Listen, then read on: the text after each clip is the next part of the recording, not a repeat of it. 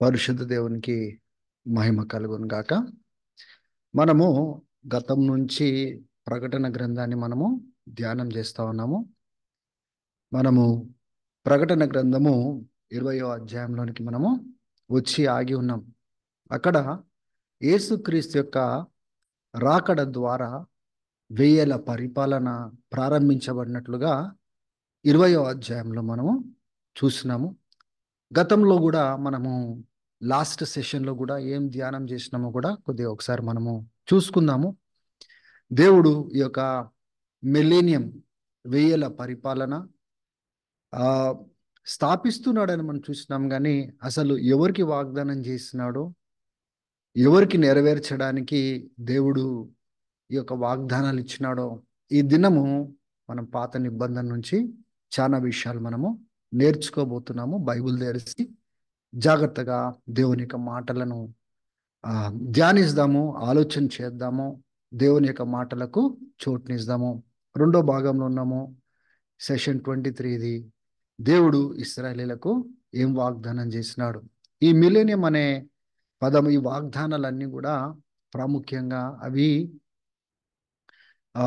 క్రైస్తవులకు కానీ యేసు ప్రభుని నమ్ముకున్న బిడ్డలకు కానీ ప్రైమరీగా ప్రాథమికంగా వాళ్ళకు అనుగ్రహించబడలేదు. దేవుడు ఆ వాగ్దానాలు సంఘానికి కూడా ఇచ్చినాడు. అది ఒక సెకండరీ ప్రామిస్గా, దాంట్లో మనం కూడా పాలు పొందుతాము, దాంట్లో మనం కూడా ఆనందిస్తాము, మనం కూడా ఆ యొక్క పరిపాలనలో మనం ఉంటాం. కానీ ప్రైమరీగా దేవుడిచ్చిన వాగ్దానాలు అవి చర్చ్కి సంబంధించినవి కావు. కానీ ఆ మిలేనియం వెయ్యేల పరిపాలన అది ఇస్రాయేల్కి సంబంధించిందన్న సంగతిని మనం అందరము అర్థం చేసుకోవాలా. ఈ బిబ్లికల్ ప్రాఫెసీస్ని కరెక్ట్గా వాక్యానుసారంగా మనం అర్థం చేసుకోకపోతే దేవుడు మనకు అర్థం కాడు, ఎందుకు ఇవన్నీ చేస్తున్నాడో మనకు అర్థం కావు. కాబట్టి చివరి దినాలలో మనము కన్ఫ్యూజ్ అయ్యే ఆస్కారాలు మనకు ఉంటాయి. కానీ ఈ యొక్క సెషన్లోనికి ముందుకు వెళ్ళక ముందు ఒకసారి లాస్ట్ సెషన్లో ఏమేమి చూసుకున్నామో మనం చూసుకుందాం. మిలేనియం అంటే, ఈ వెయ్యేల పరిపాలన అంటే ఏంటి అనే విషయాన్ని మనము చూసుకున్నాము. దీంట్లో ఎన్ని రకాలైన వ్యూస్ ఉన్నాయి, ఆలోచనలు క్రైస్తత్వంలో కలిగి ఉన్నారు మనం చూసుకున్నాము. ఏ మిలేనిస్టులు మనం చూసుకున్నామంటే మిలేనియం అని నమ్మని వారు. పోస్ట్ మిలేనిస్ట్ గురించి మనం చూసుకున్నామంటే యేసుప్రభు యొక్క రాకడ ఆ యొక్క మిలేనియం అయిపోయినాక వస్తుంది అనే భావన కలిగిన వారు. ప్రీ మిలేనియం నమ్మేవారు. ప్రీ మిలేనియం అంటే యేసుప్రభు రాకడ వచ్చిన తర్వాతనే, అంటే మిలేనియం కంటే ముందే ఆయన రాకడ వస్తుంది అని భావన కలిగిన వారు. దాంట్లో కూడా మనము రెండు వర్గాలను మనం చూసినాము. క్లాసికల్ వ్యూ కలిగిన వారు, ప్రీ మిలేనిస్ట్ క్లాసికల్ వ్యూ కలిగిన వారు. వాళ్ళు ఏం నమ్ముతారంటే యేసుప్రభు ఒక్కసారి కాదు 2 సార్లు వస్తాడు. ఫస్ట్ మధ్యాకాశంలో వస్తాడు, తర్వాత 7000 ట్రిబులేషన్ ఉంటుంది, సంఘం ఇక్కడ ఉండదు. దాని తర్వాత యేసుప్రభు మరలా వస్తాడు, తర్వాత ఈ వెయ్యేల పరిపాలన చేస్తాడని క్లాసికల్ వ్యూ మనకు తెలియజేస్తూ ఉంది. నమ్మేవారు కూడా చాలా మంది ఉన్నారు. కానీ మనము అంటే గతంలో నుంచి కొన్ని సంవత్సరాల నుంచి దేవుడు మనకు నేర్పించేది ఏంటిదంటే హిస్టారిక్ ప్రీ మిలేనియం మనము విశ్వసించేవారం. యేసు ప్రభు ఒకటేసారి వస్తాను వాగ్దానం చేసినాడు. వచ్చినప్పుడు ఆయన రాజ్యాన్ని ఈ భూమి పైన స్థాపిస్తా అన్నాడు. ఆయన వచ్చినప్పుడు ఏమేమి మార్పులు కలుగుతాయో, ఏం జరగబోతుందో చాలా స్పష్టంగా చెప్పినాడు. ఈ 7 ఏళ్ల ట్రిబులేషన్ దేవుని ఉగ్రత దినాలు కావు. సాతాను ఉగ్రుడై ఆ యొక్క దేవుని బిడ్డలకును యూదులకును వ్యతిరేకంగా లెగుస్తాడు. అంత్యక్రీస్తు లెగుస్తాడు, అబద్ధ ప్రవక్త లెగుస్తాడు. దేవుని బిడ్డలారా, దేవుని చెందిన వాళ్ళే లేకపోతే క్రీస్తుని విరోధించేవాడు ఎవరిని వచ్చి హింస చేస్తాడు, ఎవరిని వ్యతిరేకిస్తాడు, ఈ ఆలోచనలు మనము చాలా స్పష్టంగా మనం కలిగి ఉండాలి. కాబట్టి యేసు ప్రభు రెండోసారి రాబోతా ఉన్నాడు. ఇగో నేను త్వరగా వచ్చుచున్నాను అన్నాడు. ఎక్కడ కూడా యేసు ప్రభు అంటే మనకు వాక్యానుసారంగా మనం చూసినట్లయితే, పరిశీలించినట్లయితే ఎక్కడ కూడా 2 మార్లు నేను వస్తానన్నట్టుగా ఎక్కడ కూడా మనకు ప్రస్తావన కలగదు. ఏ వాగ్దానాలు అయితే వాళ్ళు తీసుకొని చాలా మంది నమ్ముతా ఉన్నారో 2 సార్లు వస్తారని, అదే మనము గతంలో కూడా ధ్యానం చేసినాము. మొదటి తెస్సలోనిక 4వ అధ్యాయంలో యేసుప్రభు ఆర్భాటంతో వస్తాడు, ప్రధాన దూత శబ్దంతో వస్తాడు, దూతలతో దిగి వస్తాడు, మహిమతో వస్తాడు, మృతులు లెగుస్తారు, సజీవులు కలుసుకుంటారు అని ఏ మాటలు చెప్తున్నాడో అదే రెండో పత్రికలో రెండో అధ్యాయంలో అంటాడు, ఆయన రావడము మనం పోవడము, ఈ నాశనపుత్రుడు అంత్యక్రీస్తు సన్ ఆఫ్ పర్డిషన్, ఈ యొక్క నాశనపుత్రుడు ప్రత్యక్షం అవ్వంది, ఆయన రాడు మనకు పోమని చాలా స్పష్టంగా చెప్పినాడు. చాలా మటుకు ఈ రీతిగా వారు అర్థం చేసుకోరు. ఆయన ప్రభు యొక్క రాకడక ముందు ఈ యొక్క భ్రష్టత్వం కలుగుతుంది, నాశనపుత్రుడు ప్రత్యక్షం అవుతాడు, ఆయన ఆలయంలో కూర్చొని ఇజ్రాయెల్ దేశంలో నేనే దేవుడిని ప్రకటించుకుంటాడు. ఆ తర్వాత క్రీస్తు యొక్క మహిమతో ప్రత్యక్షం అయ్యేటప్పుడు ఆయన మహిమతో, ఆయన ఊపిరితో, ఆయన వెలుగుతో అంత్యక్రీస్తుని నాశనం చేస్తాడని లేఖనాల్లో మనం చూస్తున్నాం. అందుకోసమే మీరు చెంచల మనసుకులు కాకండి, ఏదో ప్రవచనంతో ఆయన రాకడ వచ్చేసిందని మీరు భావన కలగకండి, మేమేదో ఉత్తరం రాసేసినాము ఆయన వచ్చేసినాడని మీరు భావన కలగకండి అని రెండో తెస్సలోనిక రెండో అధ్యాయంలో చెప్తూ, ఆయన రాకడక ముందు ఇవన్నీ జరగాలని, మిమ్మల్ని ఎవరు కూడా మోసం చేయనివ్వకండి అని చాలా స్పష్టంగా చెప్పినాడు. మీరెవరు కూడా మోసంలో ఉండకండి, ఆయన రావడం మనం పోవడము దానికంటే ముందు వీడు ప్రత్యక్షమవుతాడు, విశ్వాసులందరినీ ఆయన అంటే వ్యతిరేకిస్తాడు. విశ్వాసులు వాళ్ళ యొక్క విశ్వాసం పరీక్షించబడుతుంది, యూదులు కూడా హింసించబడతారు. దేవుని బిడ్డలారా, అటువంటి దినాలు రాబోతున్న సంగతి మనకు జ్ఞాపకం తెచ్చుకోండి. మనం నమ్మే సిద్ధాంతము అంటే పర్టికులర్గా మన చర్చ్లో మనము విశ్వసించేది ఏంటిదంటే, ప్రభు రాకడకు ముందు క్రైస్తవులు ఆ యొక్క గ్రేట్ ట్రిబులేషన్ గుండా వెళ్తారు. అది దేవుని ఉగ్రత దినాలు కావు. యేసు ప్రభు ప్రత్యక్షం అయ్యేటప్పుడే అప్పుడే ఆ యొక్క ఉగ్రతలు స్టార్ట్ అవుతాయి, కానీ యేసు ప్రభు కంటే ముందే ఉగ్రత రాదు. యేసు ప్రభు రాక ముందు సాతాను ఉగ్రుడై దైవభక్తితో నడుస్తున్న వారిని వ్యతిరేకిస్తాడు, హింసిస్తాడు, చంపనికి ప్రయత్నం చేస్తాడు, విశ్వాస భ్రష్టులు అవ్వడానికి హింసను తీసుకుని వస్తాడు. అటువంటి ట్రిబులేషన్లో మనం మన విశ్వాసాన్ని మనం కాపాడుకోవాలని మనము నేర్చుకున్నాము. So we believe historical pre millennium view, ఆ యొక్క వ్యూని మనము నమ్ముతున్నాము అనే సంగతిని మనం జ్ఞాపకం తెచ్చుకోవాలి. తర్వాత ప్రకటన గ్రంథంలో మనము 19వ అధ్యాయంలో మనం ఏం చూస్తున్నాము, యేసుక్రీస్తు యొక్క రాకడ మహిమతో వస్తున్నాడు, ఒక యుద్ధ వీరుడుగా వస్తున్నాడు. ఒక అంత్యక్రీస్తును, ఒక అబద్ధ ప్రవక్తను అగ్నిలో వేసినట్లుగా అంతంలో 19వ అధ్యాయంలో మనం చూస్తున్నాము.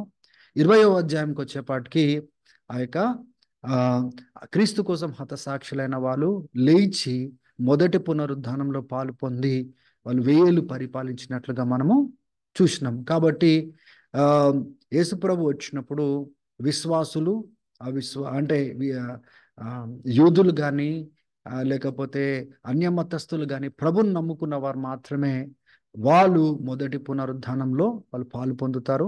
మొదటి పునరుద్ధానంలో పాలు పొందిన వారు ధన్యులు, రెండో మరణము వాళ్ళని తాకదని లేఖనాలు చెప్తా ఉన్నాయి. కాబట్టి దేవుని బిడ్డారా, ఎవరు మొదటి పునరుద్ధానంలో ఎవరు ఉంటారంటే, ఇదే మొదటి తెస్సలోనిక రాసిన పత్రికలో ప్రభు వచ్చినప్పుడు మృతులు లెగుస్తారు, సజీవులు కలుసుకుంటారు, అది మొదటి పునరుద్ధానము. ఇంకా ఇక్కడ 20వ అధ్యాయంలో ఇంకా కొద్దిగా డీటెయిల్గా హతసాక్షులు కూడా ఆ మొదటి పునరుద్ధానంలో పాలు పొందుతారని చాలా స్పష్టంగా అక్కడ తెలియజేస్తున్నట్లుగా మనము చూస్తూ ఉన్నాము.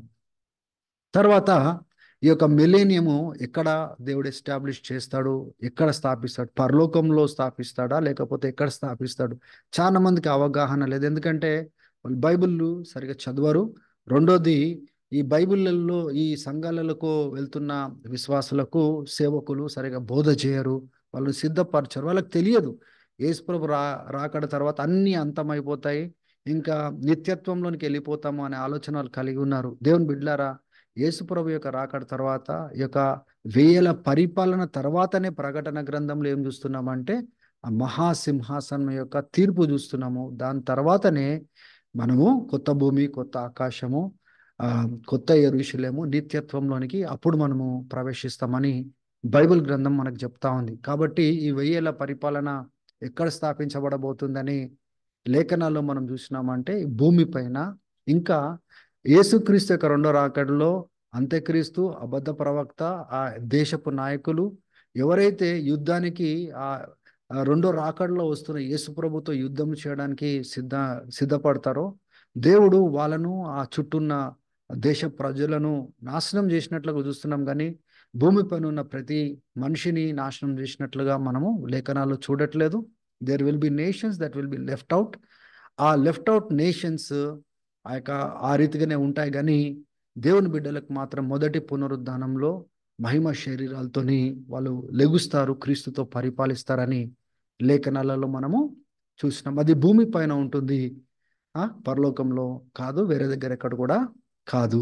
సాతాను ఈ 1000 పరిపాలన ప్రారంభం చేయకముందు వాడు బంధించబడతాడు.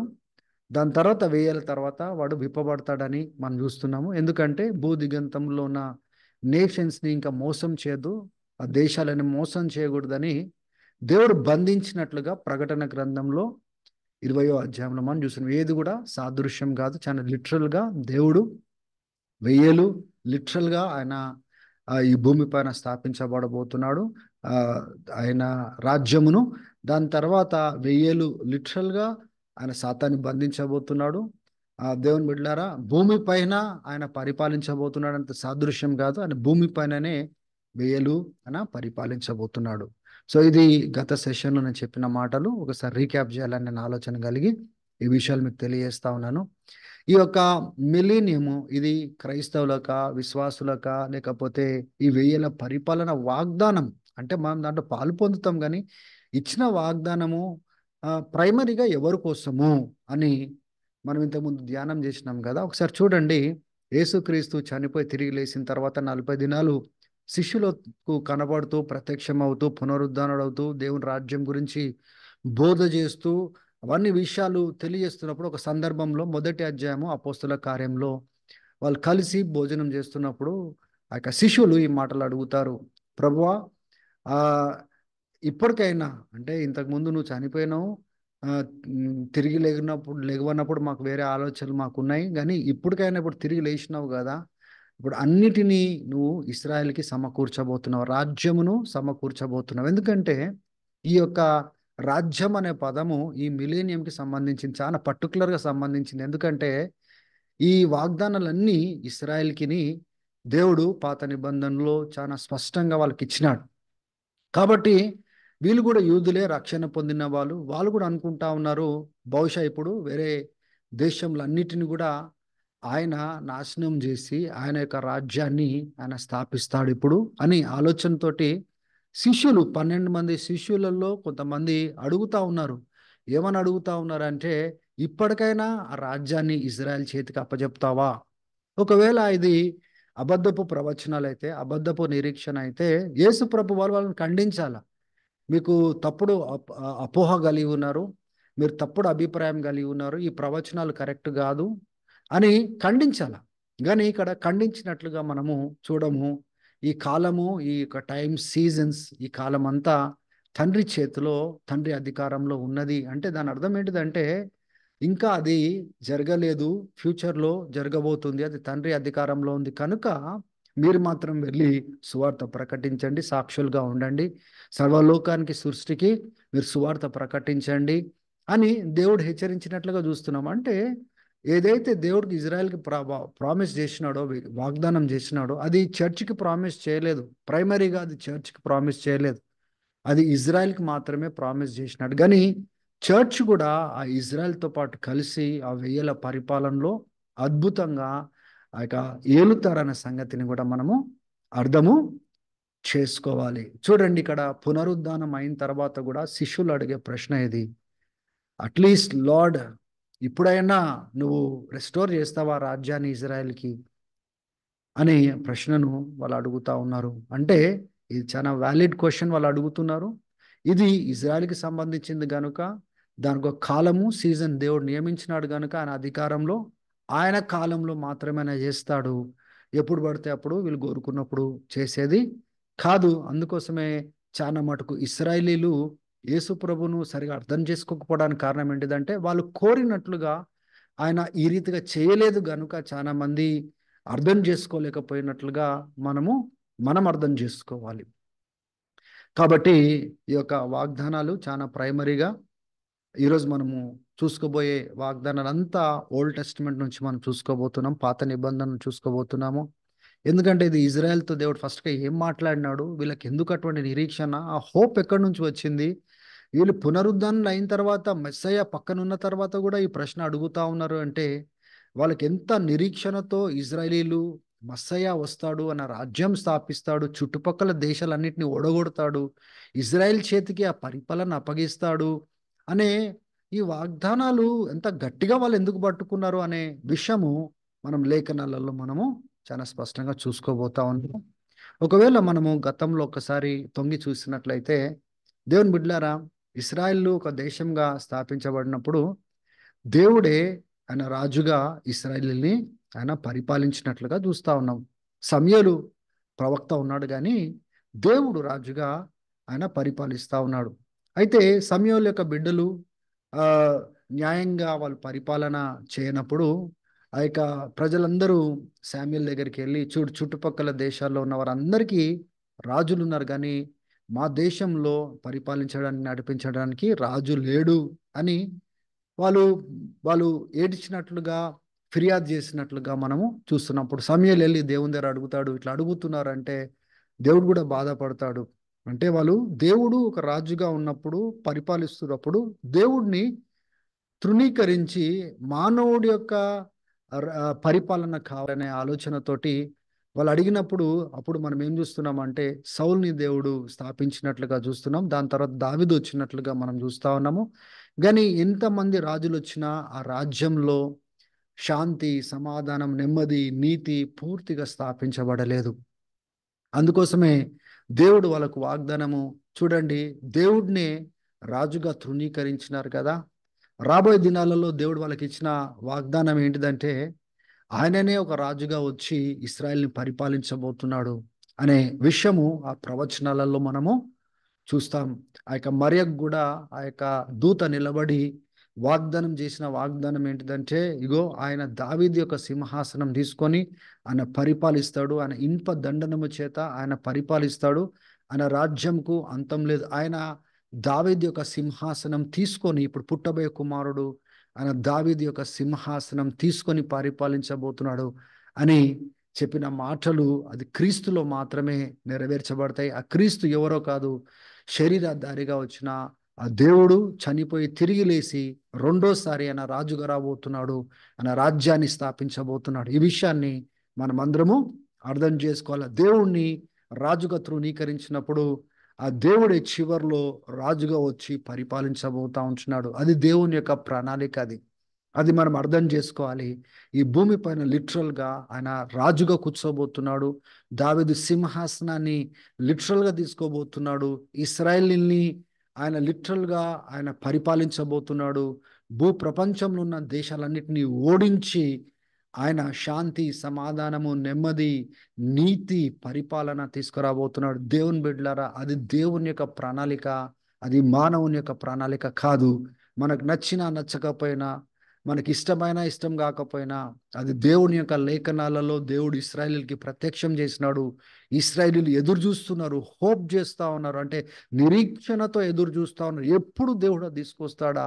మేము ఇంత కాలము హింసించబడుతున్నామే, శత్రు దేశాల చేత మేము హింసించబడతా ఉన్నామే, మా దేశంగా మేము ఫామ్ అయినప్పటి నుంచి మేము చెదరగొట్టబడ్డామే, అనేక దేశాలలో మేము ఆ యొక్క దేవుని యొక్క పనిష్మెంట్, క్రమశిక్షణలో ఆయా దేశాలకు మేము పంపించబడ్డామే. ఎప్పుడు ఆ రక్షకుడు వస్తాడు? ఎప్పుడు ఆ మెస్సయ్య వస్తాడు? ఆ నీతి రాజ్యం ఎప్పుడొస్తుంది? ఆ న్యాయంతో కూడిన రాజ్యం ఎప్పుడొస్తుంది? అన్యాయాన్ని ఎప్పుడు అరికడతాడు? ఈ యొక్క చుట్టుపక్కల మాకు వ్యతిరేకంగా లెగుస్తున్న యొక్క నేషన్స్‌ని ఎప్పుడు ఓడగొట్టి వాళ్ళ నోర్లను మూపిస్తాడు? వాళ్ళని ఓడగొడతాడని ఇశ్రాయేలీయులు చానా నిరీక్షణతో ఎదురు చూస్తా ఉంటున్నారు. అందుకోసమే దేవుడు ఒక రాజును వాగ్దానం చేసినట్టు పరలోకం నుంచి వచ్చి పరిపాలించడానికి, వాళ్ళకి సమాధానం ఇవ్వడానికి, 1000 ఏళ్ళు పరిపాలించడానికి క్రీస్తును వాగ్దానం చేసినట్లుగా మనము చూస్తా ఉన్నాం. చాలా మటుకు మనం ప్రార్థనలు చేస్తా ఉంటాం కానీ, ఆ ప్రార్థనలకు ఆ యొక్క భావము మనకు అర్థం చేసుకోము మనము. ఆ యొక్క పరలోక ప్రార్థన అని చేస్తాము. మన చర్చ్‌లో కూడా ఫెలోషిప్ అంతా అయిపోయిన తర్వాత, క్లోజింగ్ ప్రేయర్ తర్వాత మనము లార్డ్స్ ప్రేయర్ చేస్తాము. కానీ దాంట్లో మీరు గమనించినారా? ఆ లార్డ్స్ ప్రేయర్‌లో యొక్క పరలోక ప్రార్థనలో ఆ! పరలోకమందున్న మా తండ్రి, ఫస్ట్ ఏమో ఆ తండ్రి పరలోకంలో ఉన్నాడని మనం జ్ఞాపకం తెచ్చుకుంటాం. తర్వాత నీ నామం పరిశుద్ధపరచబడును గాక అంటే ఆ నామమును హెచ్చిస్తా ఉన్నాము. తర్వాత ఇమ్మీడియేట్‌గా మనము ప్రార్థన చేసే ప్రార్థన నీ రాజ్యము ఈ భూమి పైన వచ్చును గాక అని ప్రార్థన చేస్తున్నాము. చాలా మందికి అర్థమే కాదు. అసలు యేసుప్రభు ఆ ప్రార్థన ఎందుకు చేయమని చెప్పినాడ? దేవుని యొక్క ప్రణాళిక అది. ఈ భూమి పైన ఆయన రాజ్యాన్ని తీసుకొని రావాలా అని ఆ! పరలోకంలోని చిత్తం నెరవేర్చబడినట్టు ఈ భూమి పైన నెరవేర్చబడును గాక అని ప్రార్థన చేపించినాడు.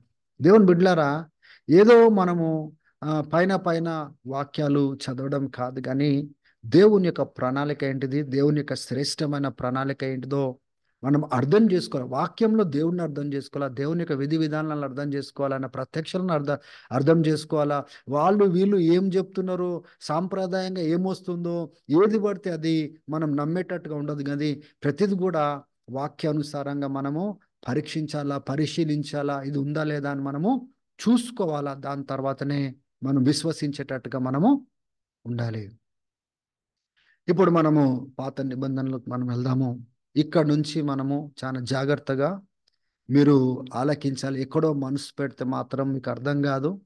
మీకు కొత్త నిబంధనలో చాలా స్పష్టంగా చెప్పిన మాటలే మనకు అర్థం కాకపోతే, ఈ పాత నిబంధనలో ఉన్న ప్రవచనాలు కొన్ని ముక్కలు ఇక్కడ ఉంటాయి, కొన్ని తుణుకలు అక్కడ ఉంటాయి. వాటన్నిటిని కూడా మనము పోగు చేసి మనం అర్థం చేసుకోవాలి. కానీ ఇశ్రాయేలీయులకు చాలా స్పష్టంగా దేవుడు ఇచ్చినాడు కాబట్టే వాళ్ళు అటువంటి ఈ దినం కూడా యేసుప్రభు వచ్చి చనిపోయి తిరిగి లేసి పునరుద్ధానుడై 2000 సంవత్సరాలు దాటినప్పటికీ ఇప్పుడు కూడా ఇశ్రాయేలీయులు ఆ మెస్సయా వస్తాడు, ఆ రక్షకుడు వస్తాడు, ఆ రాజ్యాన్ని స్థాపిస్తాడు. ఇప్పుడు కూడా మీరు చూడండి, చుట్టుపక్కల ఉన్న ముస్లిం దేశాలన్నీ కూడా ఇక ఇస్రాయెల్కు వ్యతిరేకంగా నిలబడి ఎప్పుడు ఆ మ్యాప్లోంచి ఆ ఇజ్రాయెల్ అనే పేరునే వైప్ అవుట్ చేయాలని చూస్తా ఉన్నారు. కానీ వాళ్ళ నిరీక్షణ కూడా క్రీస్తు ఎప్పుడు వస్తాడా, ఆ యొక్క మూడో ఆలయము వాళ్ళు కట్టడానికి సిద్ధంగా ఉన్నారు. దాని తర్వాతనే మెస్సయ వస్తాడు, వాళ్ళని నడిపిస్తాడనే నిరీక్షణ వాళ్ళు కలిగి ఉన్నారు. దేవుని బిడ్డలారా, దేవుడు ఏదైతే వాగ్దానం చేసినాడో ఆ వాగ్దానాన్ని నెరవేర్చువాడు.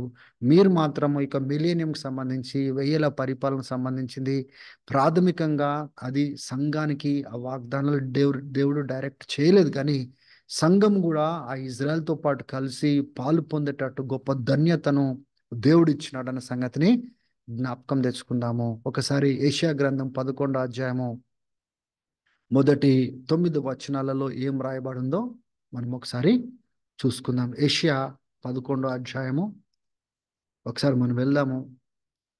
అక్కడ ఆహ్, మొదటి 9 వచనాలలో అక్కడ ఏం రాయబడిందో ఒకసారి మనం చూడ్డానికి మనం ప్రయత్నము చేద్దాము. ఇక్కడ చూడండి, మొదటి 2 వచనాలలో క్రీస్తు యొక్క ప్రవచనము అంటే యెషయా కుమారుడుగా ఆయన పుట్టబోతున్నాడు. అంటే ఈ యెషయా యొక్క వంశము ఎవరిది అంటే మనకు దావీదు యొక్క వంశము. దావీదు యొక్క తండ్రి పేరు జెస్సి. అయితే యేసుక్రీస్తు కూడా దావీదు యొక్క వంశం నుంచి వస్తాడు. దావీదు యొక్క సింహాసనాన్ని ఆయన తీసుకొని పరిపాలిస్తాడని వాగ్దానం ఉంది కదా. ఈ మొదటి 2 వచనాలలో ఆ మెస్సయ గురించి, ఆ రక్షకుడు రాబోతున్నాడన్న ప్రవచనం ఉంది. ఆయన 7 పాళ్ళు ఆత్మతో, ఈ ఆత్మలో ఉన్న 7 లక్షణాలు అంటే 7 పరిపూర్ణతకు గుర్తు. ఈ 7 గుణగణాలు ఈ ఆత్మ కలిగిన వాడుగా ఆయన వస్తాడు అని ఇక్కడ 2 వచనాలలో మనం చూస్తున్నాము. దేవుని యొక్క భయమందు ఆయన ఆనందిస్తూ ఆయన నడుస్తాడు అని లేఖనాలలో మనం చూస్తా ఉన్నాం. ఇది మొదటి రాకడ గురించి మాట్లాడిన మాటలు. ఇంకా 4వ వచనంలో కూడా ఆయన ఏదైతే కనబడుతుందో దాన్ని బట్టి ఆయన తొందరపడి నిర్ణయాలు తీసుకొని న్యాయం చేకూర్చేవాడు కాదు. ఏది వింటాడో, ఏది చూస్తాడో దాన్ని బట్టి ఆయన తొందరపడి ఆయన న్యాయము చేకూర్చేవాడు కాదు గాని నీతితో ఆయన పరిపాలించువాడు అని ఆయన గురించిన ప్రవచనము 4వ వచనంలో మనము చూస్తా ఉంటున్నాము. అక్కడికే కాదు దేవుని బిడ్డలారా, మీరు చూడండి ఇక్కడ 4వ వచనంలో ఆ ఒక మాట రాయబడి ఉంది ఇక్కడ. ఏమని రాయబడిందంటే, with righteousness he will judge the needy and with justice he will give decisions to the poor of the earth. ఈ భూమి పైన నీతి న్యాయములతో ఆ బీదలకు ఆయన న్యాయము, ఆయన యొక్క నిర్ణయాలు న్యాయము చేకూర్చేటట్టుగా ఉంటాయని చెప్పినాడు. కానీ ఆ యొక్క 4వ వచనంలో 2వ భాగంలో మనం చూసుకున్నట్లయితే, he will strike the earth with rod of his mouth and breath. ఆయన యొక్క భూమిని ఆ ఆయన నోటి ఇనుప దండనము చేత, ఆయన తన ఊపిరి చేత ఆయన తాకుతాడని, ఇంకా భక్తిహీనులను సంహరిస్తాడు అని 4వ వచనంలో ఉంది. ఇది చూడండి, ఈ 3వ వచనంకి 4వ వచనంకి చాలా గ్యాప్ ఉంది. మొదటి 3 వచనాలు అంటే 4వ వచనం కూడా మొదటి భాగం వరకు అది మొదటి రాకడలో ఆయన ఎవరు, ఎలా రాబోతున్నాడు, ఏ రీతిగా ఆయన గుణగణాలు ఉంటాయో మాట్లాడబడింది. కానీ ఇప్పుడు 4వ వచనంలో 2వ భాగంలో ఆయన రెండోసారి ఎలా ఆయన ప్రత్యక్షం కాబోతున్నాడు, మహిమతో రాబోతున్నాడు, ఆయన ఊపిరితో, ఆయన యొక్క వెలుగుతో ఏ రీతిగా భక్తిహీనులను సంహరించబోతున్నాడో, అది రెండో రాకడకు సంబంధించింది 4వ వచనం. ఒకవేళ మీరు జాగ్రత్తగా మీరు చదవకపోతే అది మీకు అర్థము కాదు. ఈ ఈ ఈ 3 వచనాలకు ఈ 4వ వచనానికి చాలా ఎన్నో సంవత్సరాల గ్యాప్ ఉంది. అక్కడ గ్యాప్ మనకు కనబడదు, కానీ ఆయన ఎప్పుడు ఆయన నోటి ఊపిరితో ఆయన వచ్చి సంహరిస్తాడు, నాశనం చేస్తాడని మనం ఎన్నోసార్లు ఎన్నో వాక్యాలు గతంలో రెండో రాకడకు సంబంధించింది నేను మీకు గతంలో ఎన్నోసార్లు చెప్పాను. ఆయన వెలుగుతో వస్తున్నప్పుడు ఆయన నోటి ఊపిరితో ఏ రీతిగా సంహరించబోతున్నాడో ఎన్నో వచనాలు మీకు నేను చూపించినాను. అది 4వ వచనంలో మనము చూస్తున్నాము. తర్వాత 5వ వచనం నుంచి మనకు ఆయన రాకడ తర్వాతనే, ప్రకటన గ్రంథంలో 19వ అధ్యాయంలో ఆయన రాకడ చూస్తున్నాము. 20వ అధ్యాయము రాకడ తర్వాత 1000 పరిపాలన చూస్తున్నాము. ఈ యొక్క 5వ వచనంలో ఆయన యొక్క పరిపాలన చాలా నీతితోనూ అంటే నమ్మకత్వంతోనూ ఆయన పరిపాలిస్తాడని మనం చూస్తా ఉన్నాము. తర్వాత 6వ వచనం నుంచి 9వ వచనం వరకు మీరు ఒకవేళ గమనించినట్లయితే ఈ యొక్క చాలా మార్పులు యానిమల్ కింగ్డంలో, లేకపోతే సృష్టిలో, జీవ జంతువులు, ఈ ఆకాశ పక్షులు, ప్రాకుతున్న వాటిలో ఎన్నో మార్పులు దేవుడు యెరూషలేం దగ్గర, అంటే భూ ప్రపంచమంతా తెస్తున్నాడు అనే దాని గురించి నేను చెప్పట్లేదు. అట్లా ఉండొచ్చు, ఉండకపోవచ్చు, కానీ పర్టికులర్గా జెరూసలేం గురించి మాట్లాడుతూ, ఇజ్రాయెల్ గురించి మాట్లాడుతూ ఈ యొక్క మార్పు మాత్రము 1000 పరిపాలనలో ఉండబోతుంది అన్న సంగతిని మనము అర్థం చేసుకోవాలా. చూడండి ఏం మార్పు. 6వ వచనం నుంచి 9వ వచనం వరకు, wolf will live with the lamb. ఆ యొక్క తోడేళ్ళంట గొర్రె పిల్లతో కలిసి ఇద్దరు ఉంటారంట. ఉండగలుగుతాయా అవి? ఎందుకంటే ఈ తోడేళ్ళు ఈ యొక్క మేకలను, గొర్రె పిల్లను తినేస్తాయి అవి. కానీ ఆ 1000 పరిపాలనలో యేసు ప్రభు ఎటువంటి మార్పు తేబోతున్నాడు అంటే, ఆ యొక్క wolf will live with the lamb, ఆ యొక్క తోడేలు గొర్రె పిల్లతో ఉండేటట్టుగా, leopard will live with goat, ఆ యొక్క చిరుత పులి మేకతో కలిసి ఉన్నట్లుగా, calf and lion and yearlings together. చూడండి ఆ యొక్క దూడ ఇంకా సింహాసనము, సింహము కలిసి ఉన్నట్లుగా మనం చూస్తా ఉన్నాము. చిన్న పిల్లలు కూడా వాళ్ళని నడిపించేటట్టుగా, cow will feed with the bear, ఎలుగుబంటి ఆవుతో కలిసి మామూలుగా ఆ యొక్క ఆవులు ఏం తింటాయో ఆ రీతిగా తింటున్నట్లుగా కలిసి, ఆ యొక్క వాళ్ళ పిల్లలు కూడా కలిసి ఉన్నట్లుగా, lion will eat straw like an ox, ఆ యొక్క ఎద్దు వలె ఆ యొక్క సింహము కూడా గడ్డిని తిన్నట్టుగా, infants will play near cobra's den, అంటే చిన్న పిల్లలు కూడా ఆ యొక్క పాము దగ్గర, పాము పుట్ట దగ్గర కూడా చేతులు పెట్టినా కానీ కూడా ఆ పాములు కాటేయవు అంట. ఈ రీతిగా ఆ యొక్క దేవుని యొక్క పర్వతము పరిశుద్ధమైన పర్వతంలో ఉంటుంది అని 9వ వచనంలో చూస్తున్నాం. ఈ యొక్క మాట మీరు పదే పదే ప్రవచనాలలో మనము చూడబోదు.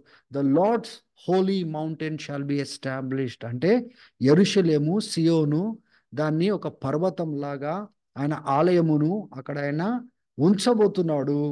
ఆ యొక్క భూమి అంతా కూడా ఆయన నాలెడ్జ్ ద్వారా ఆ యొక్క ఆ, వాళ్ళు నింపబడబోతున్నారు. The knowledge of Jesus Christ, ఆయన యొక్క నాలెడ్జ్ ఈ మిలేనియంలో సర్వదేశ ప్రజలకు ఎక్కడెక్కడ ఉంటారో ఆ యొక్క పరిశుద్ధ పర్వతం నుంచి, ఆ యొక్క యెరూషలేం నుంచి, అక్కడి నుంచి భూప్రపంచమంతా దేవుని యొక్క జ్ఞానము విస్తరిస్తుందని ఇక్కడ 9వ వచనంలో మనము చూస్తా ఉన్నాము.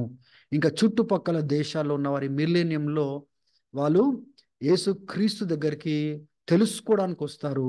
ఆయన నివాస స్థలము చాలా మహిమకరంగా ఉంటుందని ప్రభు అయిన యేసుక్రీస్తు గురించి ఇక్కడ రాయబడినట్లుగా చూస్తున్నాం. చూడండి ఎంత స్పష్టంగా ఈ యెషయా గ్రంథం 11వ అధ్యాయంలోనే మొదటి రాకడ గురించి ఉంది, రెండో రాకడ గురించి ఉంది.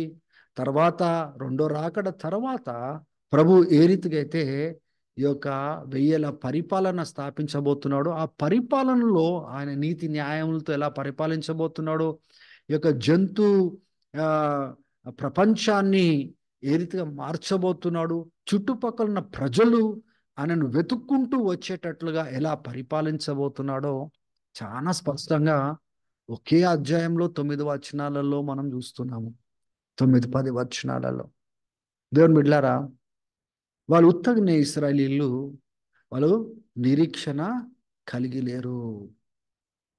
దేవుడు ఇటువంటి వాగ్దానాలు వాళ్ళకి ఇచ్చినాడు కనుక ఆయన వస్తాడు, ఆయన వచ్చి ఆయన పరిపాలిస్తాడనే నిరీక్షణ వాళ్ళు కలిగి ఉన్నారు. ఇప్పుడు జకర్యా గ్రంథానికి మనం వెళ్దాం. 14వ అధ్యాయము మొదటి 21 వచనాలు మనం చూసుకోవాల్సిన అవసరత ఉంది. ఇది చాలా ప్రాముఖ్యమైన వాక్య భాగము. మీరు చూడండి, మొదటి వచనాన్ని ఒకవేళ మనం చూసుకున్నట్లయితే దేవుని బిడ్డలారా, ఈ మొదటి వచనంలో 14వ అధ్యాయంలో the day of the lord is coming, దేవుని యొక్క మహాదినము రాబోతా ఉంది, తీర్పు దినము రాబోతా ఉంది, శిక్ష దినము రాబోతా ఉంది.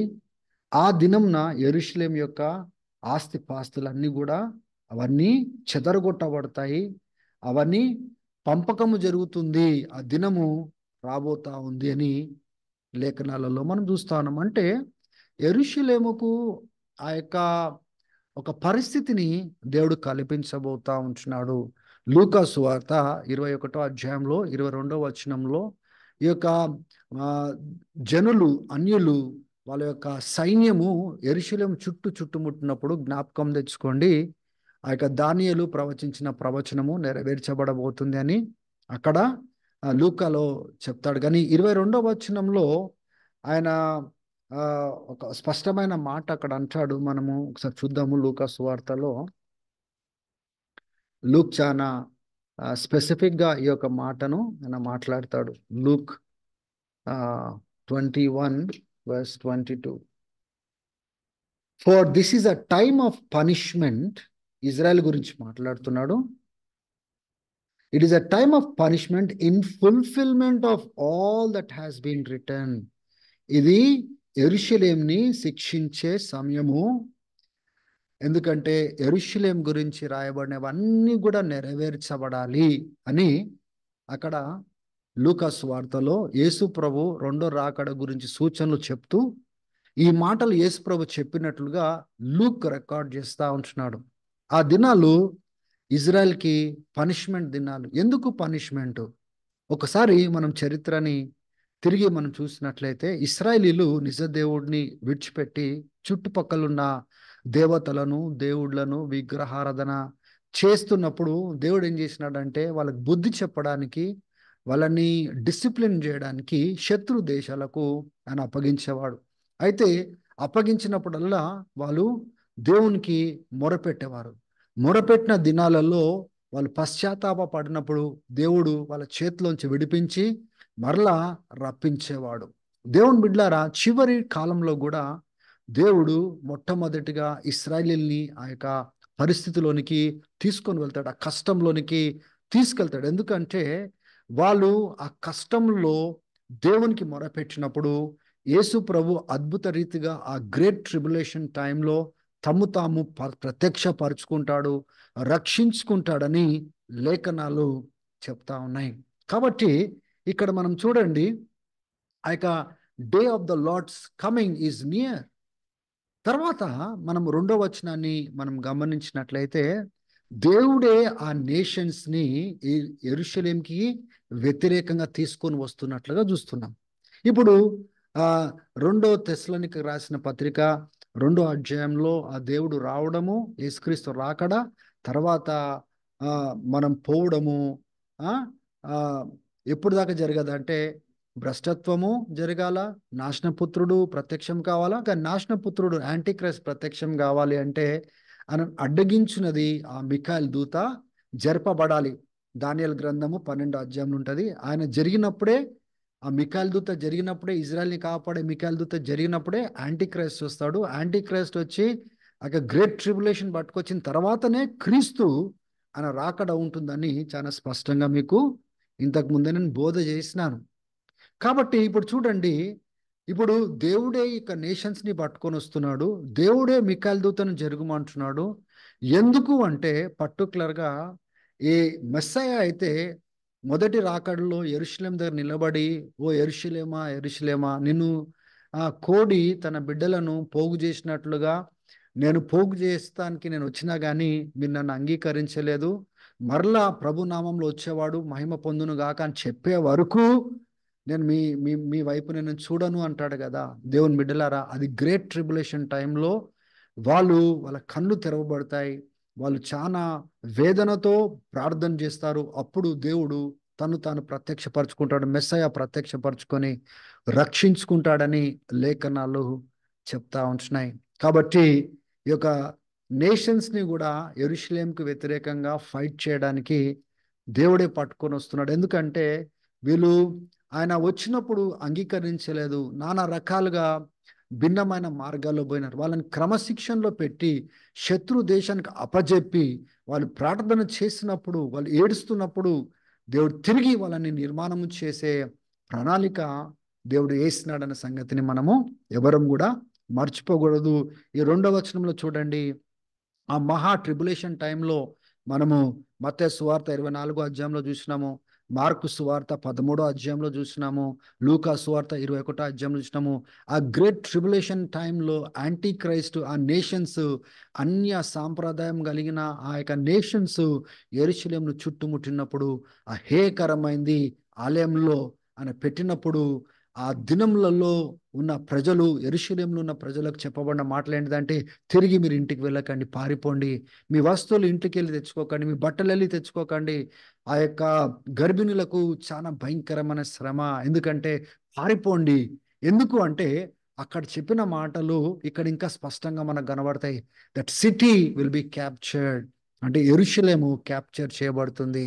హౌసెస్ రాన్సాక్డ్, అంటే వాళ్ళంతా ఇళ్లల్లో ఉన్న అన్ని ఆస్తులని దోచుకుంటారు, చెదరగొట్టేస్తారు. స్త్రీలు వాళ్ళు దే విల్ బి రేప్డ్ అని మనం చూస్తూ ఉన్నాము. And city will be taken as captives. చూడండి వాళ్ళ యొక్క అవిధేయత ఎటువంటి స్థితిని తీసుకొని వస్తుందో ఇక్కడ మనకు చాలా స్పష్టంగా కనబడుతుంది. Half of the city will be taken as captives. సగం కంటే ఎక్కువ యొక్క పట్టణము చెరపట్టబడుతుందని ఇక్కడ మనము చూస్తా ఉన్నాము. తర్వాత దేవుడు వాగ్దానం చేస్తా ఉన్నాడు, ఆయన వెళ్ళి ఏ దేశపు ప్రజలైతే, నేషన్స్ అయితే యెరూషలేంకి వ్యతిరేకంగా వచ్చినారో, he will go out and fight against them. ఆయన వెళ్ళి వాళ్ళకు వ్యతిరేకంగా పోరాడతాడు. ఆయన యొక్క పాదము ఆ యొక్క ఒలీవ కొండ పైన మోపుతాడు అని లేఖనాలు చెప్తా ఉన్నాయి. జ్ఞాపకం పెట్టుకోండి, ఒలీవ కొండ పైన ఆయన కాలు పెట్టినప్పుడు అంట, ఆ ఒలీవ కొండ రెండు ముక్కలుగా చీల్చబడి ఒక వ్యాలీ అక్కడ తయారు చేయబడుతుంది. ఒక ఆ మార్గము అక్కడ చేయబడుతుంది అని లేఖనాలలో మనం చూస్తా ఉన్నాం. ఆ మార్గంలో వీళ్ళు పారిపోయేటప్పుడు, ఇశ్రాయేలీలు పారిపోయేటప్పుడు, అంటే ఉజ్జయ కాలంలో కూడా ఆ యొక్క యెషయా ప్రవచిస్తాడు, భయంకరమైన ఒక భూకంపం కలిగినప్పుడు ఈ రీతిగానే రెండుగా చీల్చబడి ఆ ఆ ఒక వ్యాలీ ఏర్పడింది, ఒక లోయ ఏర్పడింది. అదే రీతిగా యేసుప్రభు యొక్క పాదాలు ఒలీవ కొండ పైన ఆయన పాదాలు మోపినప్పుడు ఆ యొక్క ఒలీవ కొండ రెండు ముక్కలుగా అయి కింద ఒక వ్యాలీ ఏర్పడుతుంది, ఒక లోయ ఏర్పడుతుంది. దాంట్లోంచి ఇశ్రాయేలీయులు పరిగెత్తేటట్టుగా దేవుడు తప్పించుకునే మార్గం ఏర్పాటు చేస్తాడని లేఖనాలు చెప్తా ఉంటున్నాయి. తర్వాత మనం చూస్తా ఉన్నాము, అప్పుడు 5వ వచనంలో చూడండి, the Lord will come with his holy ones. అప్పుడు మనము యేసుక్రీస్తు యొక్క రాకడ మనం చూస్తున్నాం. ఈ గ్రేట్ ట్రిబులేషన్ అయిన తర్వాత, ఈ అంత్యక్రీస్తు అబద్ధ ప్రవక్త యెరూషలేంని అటాక్ చేసిన తర్వాత, ఈ భయంకరమైన పరిస్థితి మనం చూసాం కదా. 42 నెలలు వాళ్ళకు నియమించబడినాయి, అంటే 3.5 సంవత్సరాలు నియమించబడినాయి ఆ గ్రేట్ ట్రిబులేషన్కి. అన్యులు ఆ యొక్క ఆలయంను త్రొక్కడానికి 3.5 సంవత్సరాలు ఇవ్వబడినట్లుగా ఆ గ్రేట్ ట్రిబులేషన్ టైంని మనము చూస్తున్నాము. ఇంతకు ముందు కూడా నేను చెప్పాను, 7 సంవత్సరాలు ఆయన కవనెంట్ చేసుకుంటాడు, నిబంధన చేసుకుంటాడు, కానీ 7 సంవత్సరాలు గ్రేట్ ట్రిబులేషన్ భూమిపైన ఉండదు. ఆయన ఆయన నిబంధన చేస్తాడు, కానీ మధ్యలో ఆ 7 సంవత్సరాల మధ్యలో ఆ నిబంధనను బ్రేక్ చేసి యెరూషలేంని అటాక్ చేస్తాడు. ఆర్మీ తోటి, నేషన్స్ తో కలిసి అటాక్ చేస్తాడని యాంటీ క్రైస్ట్ గురించి మనము చూస్తా ఉన్నాము. ఈ గ్రేట్ ట్రిబులేషన్ టైము సగంలో మొదలవుతుంది కనుక బైబిల్లో చాలా స్పష్టంగా 42 నెలలని స్పష్టంగా రాయబడ్డాయి. గతంలో మీకు బోధ చేసినాను, బహుశా మీకు అందరికి కూడా జ్ఞాపకం ఉందని నేను నమ్ముతా ఉంటున్నాను. కాబట్టి ప్రభు ఎలా వస్తున్నాడు? ఆయన రెండో రాకడ, ఈ గ్రేట్ ట్రిబులేషన్, ఆయన వెంటనే ఆయన ప్రత్యక్షమవుతున్నాడు. He will go and fight. ఆయన వెళ్ళి పోరాడతాడంట, ఆ యొక్క వాళ్ళకు వ్యతిరేకంగా పోరాడతాడంట. ఆయన పరిశుద్ధులతో వస్తున్నాడని లేఖనాలు 5వ వచనంలో చూస్తున్నాము. ఆ దినము చాలా ప్రత్యేకమైన దినంగా ఉంటుంది.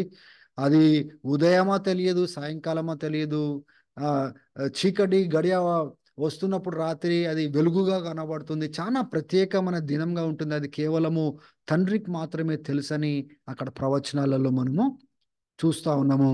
The day of the Lord will be a special day. ఆ రెండో రాకడ దినము చాలా ప్రత్యేకమైన దినమని ప్రవచనాలలో మనం చూస్తా ఉన్నాము. తర్వాత ఎప్పుడైతే యేసుప్రభు వస్తాడో, వచ్చిన తర్వాతనే ఈ వాగ్దానాలు, ఏం వాగ్దానాలు? వీళ్ళకు 1000 ఏళ్ల పరిపాలన యొక్క వాగ్దానాలు. యెరూషలేంలో ఆయన ఏం చేయబోతున్నాడో ఈ ప్రవచనాలలో వాళ్ళు ఎదురు చూసేది అందుకోసమే.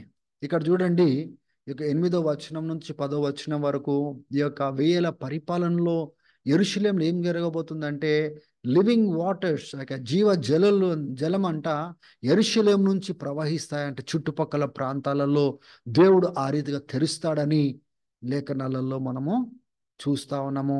తర్వాత ఆ యొక్క యేసు క్రీస్తును రాజుగా, దేవునిగా వాళ్ళు కొలుస్తారు. ఆయన తప్ప వేరే రాజు ఈ భూమి పైన ఉండడు. ఆయన నామము తప్ప వేరే నామం ఉండదు. జ్ఞాపకం తెచ్చుకోండి దేవుని బిడ్డలారా, ఎప్పుడైతే యేసుప్రభు వస్తాడో, యెరూషలేంలో ఆయన యొక్క రాజ్యాన్ని స్థాపిస్తాడో, ఈ భూమిని అంతా పరిపాలించడానికి ఆ యొక్క యెరూషలేంలో అడుగు పెడతాడో, దేవుని బిడ్డలారా, ఆయన తప్ప ఈ భూమి పైన ఒక రాజు ఉన్నాడు. తర్వాత ఆయన నామము తప్ప మరొక నామము ఉండదన్న సంగతిని మనము జ్ఞాపకం తెచ్చుకోవాలా. 10వ వచనం చూడండి, ఆ యొక్క యెరూషలేంను దేవుడు ఎత్తైన స్థలంగా పైకి లేపుతాడనేసి లేఖనాలు చెప్తా ఉన్నాయి. ఆ యొక్క యెరూషలేము ఆ యొక్క దేవుని యొక్క పరిశుద్ధ పర్వతంగా పిలువబడతా ఉంది. ఆ పరిశుద్ధ పర్వతము ఎత్తబడుతుంది. అన్ని పర్వతాల కంటే, అన్ని స్థానాల కంటే అది ఎత్తుగా ఎత్తబడుతుందని లేఖనాలు చెప్తా ఉన్నాయి. మిలేనియంలో, 1000 ఏళ్ల పరిపాలనలో క్రీస్తు ఆ యొక్క ఇశ్రాయేలుని ఆ రీతిగా పరిపాలించవలసిన అవసరత ఉందన్న సంగతిని మనం గ్రహించాల. చూడండి, ఆయన రెండో రాకడ తర్వాతనే ఈ యొక్క 1000 ఏళ్ల పరిపాలన ఉంటుంది. కానీ ఇక్కడ కిందటి వచనాలలో ఆయన రెండో రాకడప్పుడు వచ్చి ఆ యొక్క యాంటీ క్రైస్ట్ని కానీ, ఫాల్స్ ప్రాఫిట్ని కానీ, ఆ నేషన్స్ని కానీ, ఆయన అలయన్స్తో ఉన్న రాజులను కానీ హతం చేసేటప్పుడు ఎంత భయంకరంగా దేవుడు హతం చేయబోతున్నాడో 13వ వచనంలో, 15వ వచనంలో మనము చూడొచ్చు. ఆ 13వ వచనంలో ఆ యొక్క వాళ్ళు నిలబడి ఉన్నప్పుడే ఆ కంట్లో, అంటే ఒక న్యూక్లియర్ బాంబ్ ఎక్స్ప్లోషన్ అయినప్పుడు ఏ రీతికైతే స్కిన్ అంతా ఇట్లా మెల్ట్ అయిపోతుందో, కళ్ళు కూడా మెల్ట్ అయిపోతాయో, యేసుక్రీస్తు యొక్క రాకడలో అంట వాళ్ళు నిల్చొని ఉండగానే ఆ క్రీస్తు యొక్క మహిమ ప్రకాశత చేత వాళ్ళ శరీరాలంట ఇట్లా మెల్ట్ అయిపోతాయంట. వాళ్ళ కళ్ళు లోపల సాకెట్లోనే మెల్ట్ అయిపోతాయి. 15వ వచనంలో వాళ్ళతో పాటు ఏవైతే జంతువులు తీసుకొని వస్తారో, ఏవైతే ఉంటాయో వాటిని కూడా అదే తెగులు ఆ, దానిపైన క్రీస్తు యొక్క రాకడలో అక్కడ ఉండబోతుంది అని చాలా స్పష్టంగా, when he comes this is what it is going to happen. చూడండి, రెండో రాకడలో ఆయన వచ్చినప్పుడు ఆ రీతిగా తెగులు చేత ఆయన భయంకరంగా యాంటీ క్రైస్ట్ని, ఎంతో వ్యతిరేకంగా నిలబడిన వాళ్ళందరినీ కూడా ఆయన హతం చేయబోతున్నాడు. తర్వాత చుట్టుపక్కల ఉన్న దేశాల్లో ఉన్న వీళ్ళు వీళ్ళు వీళ్ళు అన్ని దోచుకొని పోయినారు కదా, చుట్టుపక్కల దేశం దేవుడు మరలా వాళ్ళకు సమకూరుస్తాడని రెండో రాకడలో 14వ వచనంలో మనము చూస్తున్నాము. దాని తర్వాత మీరు చూడండి, ఈ 1000 పరిపాలనలో ఏ రీతిగా అయితే 16వ వచనంలో మిగిలిపోయిన దేశం వాళ్ళు ఖచ్చితంగా ప్రతి సంవత్సరం క్రీస్తును ఆరాధించడానికి వాళ్ళు ఆ యెరూషలేంకి వెళ్ళాలి. ప్రభుని ఆరాధించడానికి అక్కడికి వెళ్ళాలి. ఆయన 1000 పరిపాలన స్టార్ట్ చేస్తాడు కదా. మీకు చెప్పినాను కదా ఇంతకుముందు, మనం మహిమ శరీరాలతో, క్రీస్తు మహిమ శరీరంతో ఎట్లుంటాడో మనం కూడా క్రీస్తుతో మహిమ శరీరంతో మనం పరిపాలిస్తాం. కానీ చుట్టుపక్కల ఉన్న దేశాలు వాళ్ళు సామాన్యంగానే పుడుతుంటారు, వాళ్ళు పెరుగుతూ ఉంటారు. దేవుని బిడ్డలారా, వాళ్ళు మిగిలిపోయి ఉంటారు. మిగిలిపోయిన వాళ్ళు ఖచ్చితంగా యేసు ప్రభుని ఆరాధించడానికి రావాలా. ఒకవేళ ప్రతి సంవత్సరం క్రీస్తుని ఆరాధించడానికి, ఈ యొక్క గుడారాల పండగ చేయడానికి యెరూషలేంకి ఒకవేళ రానట్లయితే, దేవుని బిడ్డలారా, వాళ్ళను తెగుళ్ళు చేత దేవుడు మొత్తుతాడని, వాళ్ళకు వానను కురిపించాడని, భయంకరంగా వాళ్ళని శిక్షిస్తాడని ఆ 1000 పరిపాలనలో జరుగుతుందని లేఖనాలు చెప్తా ఉంటున్నాయి. ఈ యొక్క యూదులకు ఎన్నో పండుగలు ఉన్నాయి. అన్ని పండుగలు కొత్త నిబంధనలో నెరవేర్చబడినాయి. దేవుని చిత్తం అయితే ఒక్కొక్క పండుగ యొక్క ఆధ్యాత్మికమైన యొక్క ఫుల్ఫిల్మెంట్ ఆ యొక్క ఏ రీతిగా నెరవేర్చబడిందో నేను తర్వాత మీతో మాట్లాడతాను. కానీ ఒక్కటి మాత్రము ఇంకా పూర్తిగా నెరవేర్చబడలేదు. అది ఈ యొక్క గూడారాల పండగ ఒక్కటే మిగిలి ఉంది. అది క్రీస్తు యొక్క రాకడలోనే అది ఆ పండగను ఆచరిస్తారు. అది యెరూషలేంలోనే ఆచరిస్తారు. ఆ యొక్క పండగ ఎందుకు ఆచరిస్తారంటే, దేవుడు ఇశ్రాయేలీయుల్ని నడిపించినప్పుడు అద్భుత రీతిగా శక్తితో, అద్భుతాలతో, ఆశ్చర్య కార్యాలతో వాళ్ళని ఎలా అన్ని సంవత్సరాలు 40 సంవత్సరాలు నడిపించినాడో, వాళ్ళు గుడారాలలో ఉంటూ దేవుని చేత ఏ రీతిగా నడిపించబడ్డారు. పగటికి మేఘ స్తంభంగా, రాత్రికి వెన్నెల స్తంభంగా మన్నా తింటూ గొప్ప అద్భుతాలతో ఎలా ముందుకు పోయినారో, అది ఇశ్రాయేలీయులు మర్చిపోకూడదని, దేవుడు ఎంత గొప్పవాడు, ఆయననే దేవుడని, ఆయన తప్ప వేరే దేవుడు లేడని, ఆయననే నడిపించువాడని ఒప్పుకునే పండగ అన్నమాట. వీళ్ళు కూడా ఆ రీతిగా గుడారాలలో ఆ పండగ వీళ్ళు జరిపించాలి. ఈ చుట్టుపక్కల ఉన్న దేశాలు వేరే దేన్ని కూడా వాళ్ళు నమస్కరించడానికి వీల్లేదు. యేసు ప్రభువుని మాత్రమే వాళ్ళు నమస్కరించాలి. జ్ఞాపకం పెట్టుకోండి, ప్రతి మోకాలు వంగును, ప్రతి నాలుక స్తుతించును అని యేసుప్రభు చెప్పిన మాటలు ఈ 1000 పరిపాలనలో జరగబోతా ఉంది. వాళ్ళకి తప్పదు, వాళ్ళు రావాల్సిందే, వాళ్ళు మొక్కాల్సిందే, వాళ్ళు ఆరాధించాల్సిందే. లేని ఎడల దేవుని బిడ్డలారా, తెగుళ్ళు వాళ్ళ దేశాలపైకి వెళ్తుంది. తెగుళ్ళే కాదు, వాళ్ళ దేశాలపైకి వాన కూడా కురవకుండా దేవుడు ఆపేస్తాడనేసి లేఖనాలు చెప్తా ఉన్నాయి. చూడండి ఎంత స్పష్టంగా ఈ 14వ అధ్యాయంలో మనము జెకర్యా గ్రంథము 14వ అధ్యాయంలో ఎంత క్లియర్గా సీక్వెన్స్గా ఆయన రాకడకు ముందు ఏం జరగబోతుంది, ఆయన రాకడ తర్వాత 1000 పరిపాలన. ఇప్పుడు ఇశ్రాయేలీయులకు ఉన్న నిరీక్షణ ఏంటిది? ఇది ఆయన శత్రువులను ఓడగొట్టి ఈ భూమి పైన యెరూషలేం నుంచి ఆయన పరిపాలిస్తాడన్న వాగ్దానము. అది సంఘానికి ఇచ్చిన వాగ్దానం కాదు, అది ఇజ్రాయెల్కి ఇచ్చిన వాగ్దానం. అందుకోసమే వాళ్ళు చాలా ఖచ్చితంగా ఈ వాగ్దానం కోసము వాళ్ళు ఎదురు చూస్తున్నారన్న సంగతిని మనము అర్థం చేసుకోవాలి. ఇప్పుడు 14వ అధ్యాయంలో ఉన్నాము. ఒకసారి మనము అదే జెకర్యా గ్రంథము 12వ అధ్యాయము 13వ అధ్యాయంలో ఏం రాయబడి ఉందో కొద్దిగా, లేకపోతే 12వ అధ్యాయంలో ఏం రాయబడి ఉందో ఒకసారి మనము మొదటి 9 వచనాలలో మనం చూద్దాం. ఇక్కడ చూడండి, మొదటి 2 వచనాల్లో మనం ఏం చూస్తున్నామంటే, యెరూషలేమునంట అంటే ఒక ఆ మత్తు, ఆ చుట్టుపక్కల దేశాలలో వాళ్ళు మత్తులో ఊగేటట్టుగా ఈ యొక్క ఒక గిన్నెలాగా యెరూషలేంని ఆయన చేయబోతా ఉన్నాడని చెప్తా ఉన్నాడు. యూదా ఇంకా యెరూషలేము చెరపట్టబడతాయి. 2వ వచనంలో దే విల్ బి బిసీజ్డ్. సో అంటే యెరూషలేంని ఎలా చేయబోతున్నాడు అంటే చుట్టుపక్కల ఉన్న దేశాలు వాళ్ళు మత్తులై కదిలేటట్టుగా చేస్తాడు. అదే కాకుండా యూదా యెరూషలేము చెరపట్టబడతాయంట. 3వ వచనం చూడండి. చుట్టుపక్కల దేశాలన్నీ కూడా యెరూషలేం చుట్టూ ఉన్న దేశాలు యెరూషలేంని అటాక్ చేస్తాయి.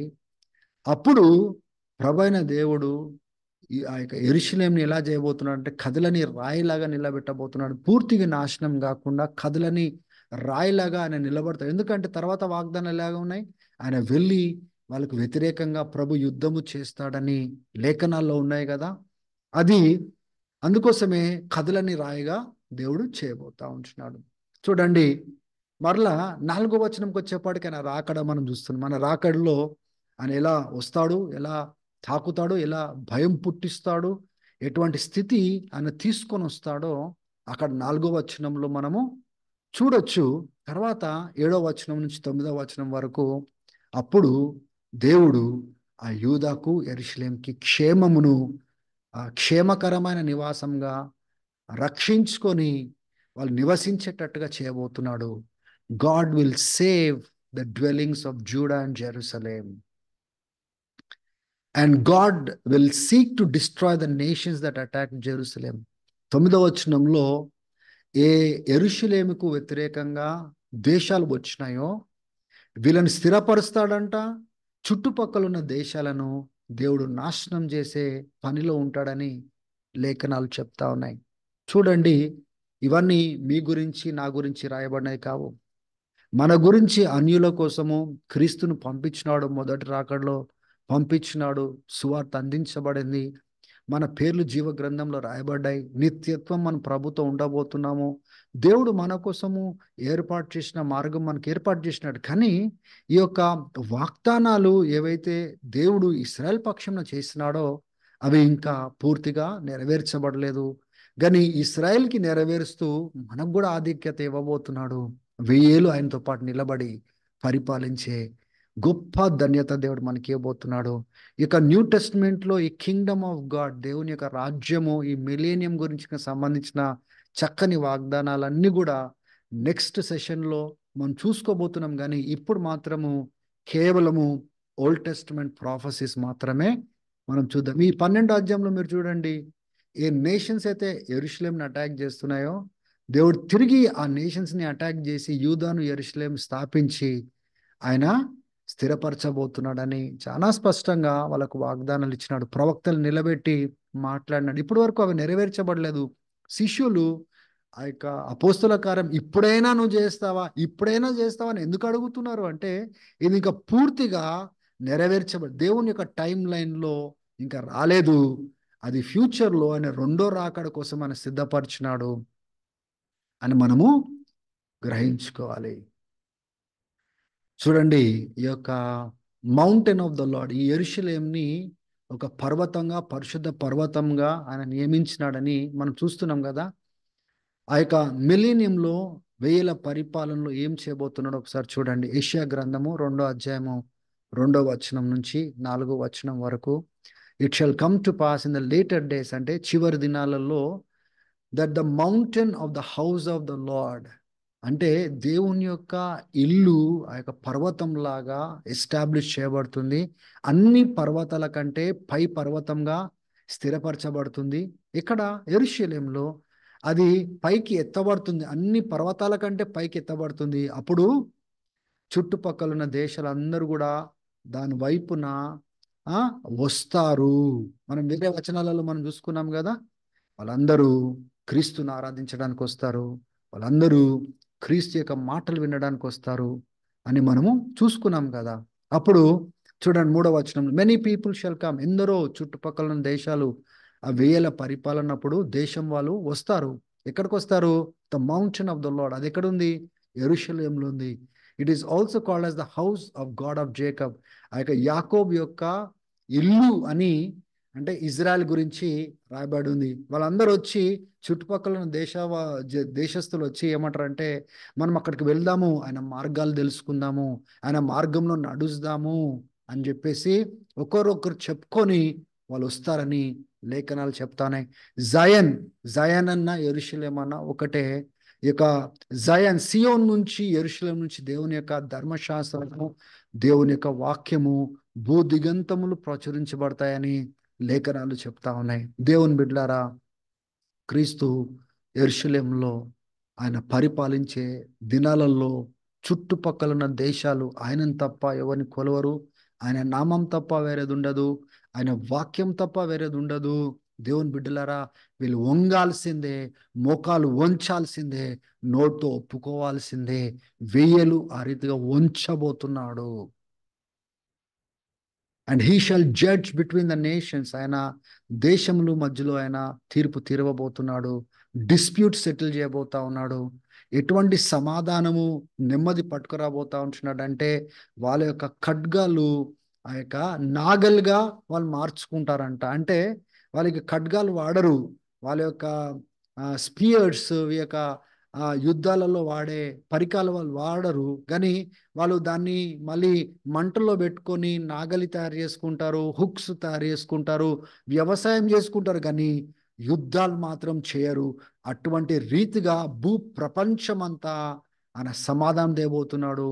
యుద్ధాలు జరగవు, రక్తపాతం ఉండదు. ఆయన పరిపాలన చాలా శాంతి, సమాధానము, నెమ్మదితో ఉండబోతా ఉంది. Nation shall not lift up a sword against nation. ఆయన వెయ్యేల పరిపాలనలో దేవుని బిడ్డలారా, ఒక దేశము ఇంకో దేశం పైన ఖడ్గం ఎత్తారు. ఎందుకంటే ఖడ్గాలు వాడరు వాళ్ళు. ఇంకా వాళ్ళకి అవసరం లేదనేసి వ్యవసాయానికి వాళ్ళు వాడుకుంటారు తప్ప వాళ్ళు వాళ్ళ ఖడ్గం వాడవలసిన అవసరము లేదు. Neither shall they learn war anymore. ఇక మీదట వాళ్ళు యుద్ధాలు చేయడం కూడా నేర్చుకోరు. వెయ్యేల పరిపాలన ఆ రీతిగా ఉండబోతుందనే సంగతిని మనము అర్థం చేసుకోవాలా. ఆ యొక్క ఫిజికల్ నేషన్ ఉంటుంది భూమి పైన, కానీ మనము స్పిరిచువల్గా ఆధ్యాత్మికమైన మహిమ శరీరాలతో క్రీస్తు పరిపాలిస్తున్నాడు కదా.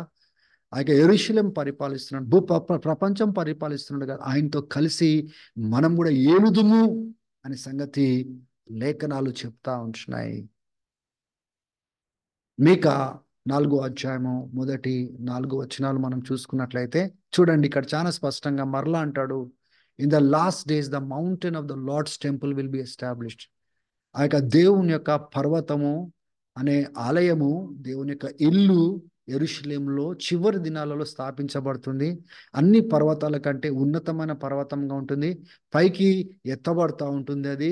దేశాలు వాళ్ళు వస్తారు, వాళ్ళు అంటారు, come let us go to the mountain of the lord. మనం వెళ్దాం రండి, ఆ యొక్క పరిశుద్ధ పర్వతం వరకు వెళ్దాం రండి, ఆలయం దగ్గరికి వెళ్దాం, దేవుణ్ణి ఆరాధిద్దాం రండి, ఆ యొక్క యాకోబు దేవుని దగ్గరికి వెళ్దాం రండి, ఆయన మార్గాలు నేర్పిస్తాడు, ఆయన మార్గాలలో మనం నడుస్తాము అని మీకా కూడా ప్రవచించినట్లుగా మనం చూస్తూ ఉంటున్నాం.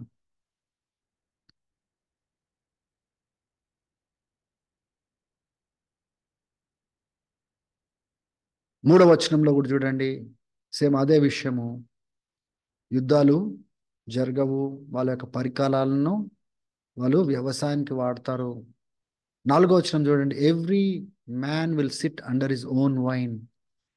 వాళ్ళు ద్రాక్ష చెట్టు కింద ఎవరికి వాళ్ళు సమాధానంతో ఉంటారు. అంజూరపు చెట్టు కింద ఉంటారు, కానీ ఎవరు కూడా వాళ్ళని భయపెట్టలేరు. ఎందుకంటే జీవం కలిగిన దేవుడు యెహోవా మాట్లాడుతున్న మాటలు, సర్వశక్తి కలిగిన దేవుడు మాట్లాడుతున్న మాటలు ఇవి అని ఇక్కడ ప్రకటించబడ్డాయి. దేవుడు అటువంటి రీతిగా సమాధానము యెరూషలేముకు తీసుకురాబోతున్నాడు, యెరూషలేములో ఉన్న ప్రజలకు తీసుకొని రాబోతున్నాడు అనే సంగతిని మనము జ్ఞాపకం తెచ్చుకోవాలి. చివరిగా హోషేయ 2వ అధ్యాయము 14వ వచనం నుంచి 18వ వచనం వరకు ఇజ్రాయెల్ గురించి ఏం మాట్లాడుతున్నాడో ఇక్కడ చూడండి. నేను ఐ విల్ అల్యూర్ హర్ అంటే చాలా అంటే తనను ఆ, ఒక రీతిగా నేను తనని కదిలించి నేను అరణ్యంలోనికి తీసుకొని వెళ్ళి నేను చాలా నిర్మలంగా ఆ యొక్క ఇజ్రాయెల్తో హర్ అంటే ఇక్కడ ఇజ్రాయెల్ని సంబోధిస్తున్నాను, నేను ఇజ్రాయెల్తో మాట్లాడతాను. అప్పుడు నేను తిరిగి తన యొక్క ద్రాక్ష తోటలు ఆ యొక్క తిరిగి చేస్తాను. అప్పుడు ఆకోరు లోయ ఒక నిరీక్షణ లోయగా నేను చేస్తానని ఇస్రాయెల్ గురించి మాట్లాడుతున్నాడు. అప్పుడు ఇస్రాయెల్ వాళ్ళంట చాలా ఇజ్రాయెల్ నుంచి ఐగుప్తు నుంచి బంధకం నుంచి ఏ రీతిగా అయితే వాళ్ళు బయటకు వచ్చినారో, సంతోషంగా బయటకు వచ్చినారో, వారు ఆ రీతిగా సంతోషిస్తారంటారు ఆ దినము. ఇది ప్రభు చెప్తున్న మాటలు అని ఇక్కడ ప్రవచించబడింది. దేవుని బిడ్డలారా, దేవుడు ఇటువంటి వాగ్దానాలు ఇజ్రాయెల్ కోసం ఇచ్చినప్పుడు అవన్నీ నెరవేర్చబడకుండా ఇంకా వాళ్ళు ఎదురు చూస్తా ఉన్నారంటే అది దేవుని చెప్పిన మాటలు అవి. ఒకరోజు ఆయన నెరవేర్చబోతున్నాడు. ఆ నెరవేర్పులోనికి తీసుకురాబోతా ఉంటున్నాడు. అందుకోసమే మనల్ని మొదటి పునరుద్ధానంలో ఆయన ఆయన ఆయన రాకడలో మనల్ని ఆయన మహిమ శరీరాలతో లేపుకొని ఆయన ఈ భూమిపైన ఎలా పరిపాలించబోతున్నాడో ఆయనతో కలిసి పరిపాలించే ఆధిక్యత మనకిస్తున్నాడు. కానీ వాగ్దానం మాత్రము ఇది ప్రైమరీగా ఇజ్రాయెల్కి ఇచ్చిన వాగ్దానం. అది అది మనకిచ్చిన వాగ్దానము కాదు. అదే హోషేయలో మనం చూస్తా ఉన్నాం 17వ వచనంలో 18వ వచనంలో, నేను ఒక నిబంధన చేయబోతా ఉంటున్నాను, మృగాలతో కూడా నిబంధన చేయబోతున్నా, ఆకాశ పక్షులతో కూడా నేను నిబంధన చేయబోతున్నాను. తర్వాత ఆ ఈ యొక్క యుద్ధాలు జరగకుండా అన్నిటినీ నేను ఆపేస్తాను, క్షేమకరంగా వాళ్ళు ఉండేటట్టుగా నేను చేస్తానని దేవుడు చెప్తున్నాడు. ఇంతకుముందు మనం చదివినాము కదా, యెషయా గ్రంథము 11వ అధ్యాయంలో ఆ మృగాలలో కూడా మార్పు కలుగుతుంది. ఆ యొక్క తోడేలు ఆ యొక్క గొర్రె పిల్ల కలిసి ఉంటాయి. ఇవన్నీ మనం చూసుకున్నాం కదా. అవన్నీ మార్పులు నేను తీసుకొని వస్తానని ఈ యొక్క 1000 పరిపాలనలో ఆయన ఏం చేయబోతున్నాడో స్పష్టపరిచినాడు. ఇవే కావు, ఇంకా చాలా వాక్యాలు ఉన్నాయి. అవన్నీ మీతో నేను పంచుకోలేదు. కావాల్సిన రెఫరెన్సెస్ మీరు రాసుకోండి. యెషయా గ్రంథము 65వ అధ్యాయము 17వ వచనం నుంచి 24వ వచనం వరకు, యెషయా గ్రంథము 61వ అధ్యాయము మొదటి 7 వచనాలు, యెషయా గ్రంథము 62వ అధ్యాయము మొదటి 3 వచనాలు, ఇర్మీయా గ్రంథము 30వ అధ్యాయము 10వ వచనము, ఇర్మీయా గ్రంథము 31వ అధ్యాయము 31వ వచనం నుంచి 34వ వచనం వరకు, యోవేలు గ్రంథము 3వ అధ్యాయము 16వ వచనం నుంచి 18వ వచనం వరకు. దేవుని బిడ్డలారా, ఇంకా చాలా వాక్యాలు ఉన్నాయి.